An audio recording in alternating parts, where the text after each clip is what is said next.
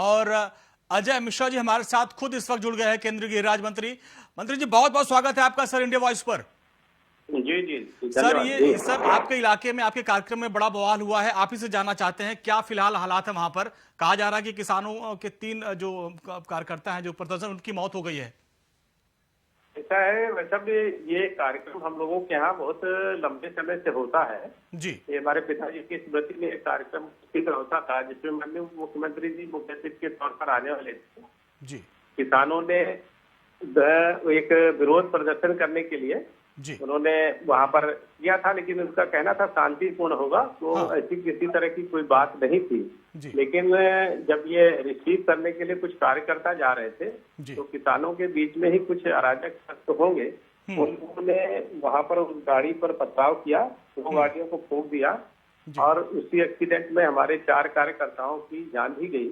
अच्छा। और 3 लोग उन्हीं गाड़ियों से पलटने से चले गए हैं, जिसको अचेत हो गया, जिसके पत्थर लगा के थे उसकी मृत्यु हो गई और वो गाड़ी डिसबैलेंस होकर पलटी।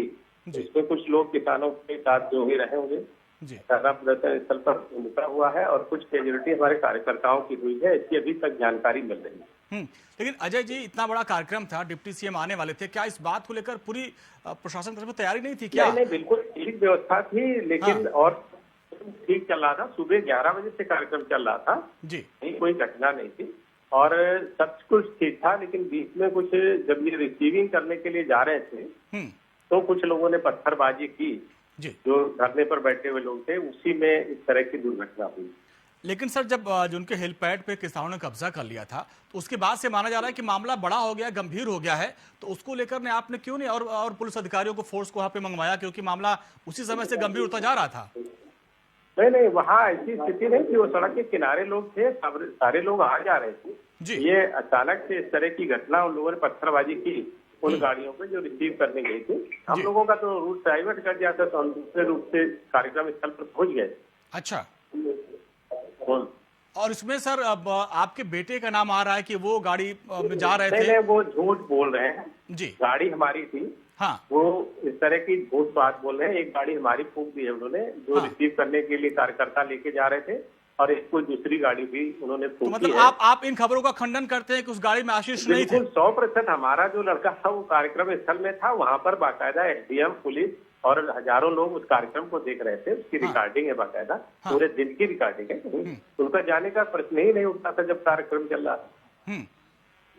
और सर समाजवादी पार्टी की तरफ से अखिलेश यादव ने साफ साफ आपके ऊपर आरोप लगाया, बीजेपी के ऊपर, कि अब आप लोग इतने अमानवीय हो गए हैं कि किसानों पर आपके बेटे गाड़ी चढ़ा रहे हैं। मतलब राजनीति शुरू हो गई सर।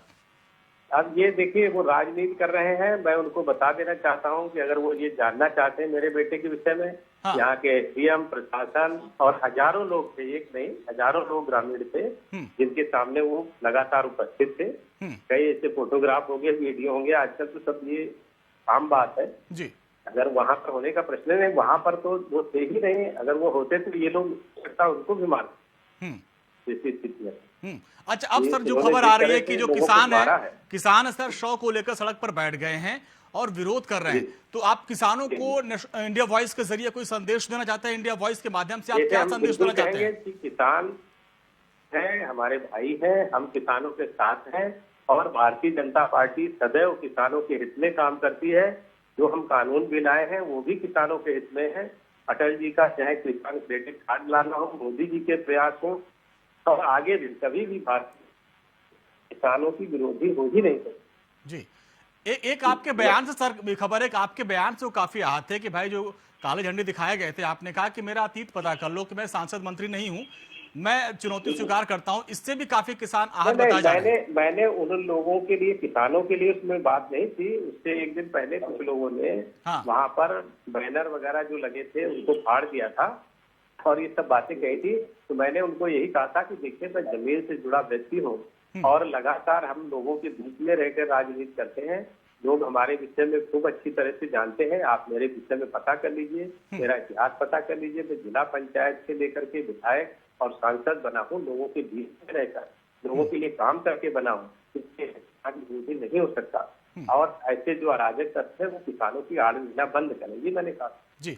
अब सर चूंकि आप केंद्रीय गृह राज्य मंत्री भी हैं, आपके इलाके में इतना बड़ा बवाल हुआ है, तो इस बवाल को खत्म करने के लिए अगला कदम आपका क्या होगा? अब देखिए, मैं तो अनुरोध करूंगा किसान यूनियन के वो जो नेता हैं जो इस तरह के आंदोलनों को हवा दे रहे हैं, ये निश्चित रूप से हमारे देश के लिए ठीक नहीं है। लगातार अराजक तत्व भी इसमें जुड़ते जा रहे हैं और जिसकी आज घटना हुई है बहुत दुर्भाग्यपूर्ण घटना है और इस तरह की घटनाओं को कभी भी हम लोग ये सरलता से नहीं लेते। बहुत गंभीर घटना हुई है। मैं तो यही अनुरोध करूंगा कि अराजक तत्वों को आंदोलन से बाहर करना चाहिए। स्थितियां बहुत खराब होती जा रही। सर्वोच्च न्यायालय ने भी टिप्पणी की है, देश के लोग परेशान हैं। एक इंतहा हो गई है और जो लोग बैठे हैं वो 1% से ज्यादा किसानों का प्रतिनिधित्व नहीं कर रहे हैं। 99% किसान खुश है तो उनको सब बातें माननी चाहिए और अगर कुछ गलत है तो कहें, सरकार बार बार कह रही है। अगर कुछ गलत है तो आप बताइए, हम इसको सुधारने के लिए अभी सर आपके इलाके में जो किसान शव के साथ बैठे प्रदर्शन कर रहे हैं उनको आप क्या कहना चाहेंगे? मेरी संवेदना है उनके साथ और मैं उनके दुख में शामिल हूँ। जो भी घटना हुई है दुर्भाग्यपूर्ण घटना हुई है और उसके लिए जो भी संभव होगा वो मैं करूँगा।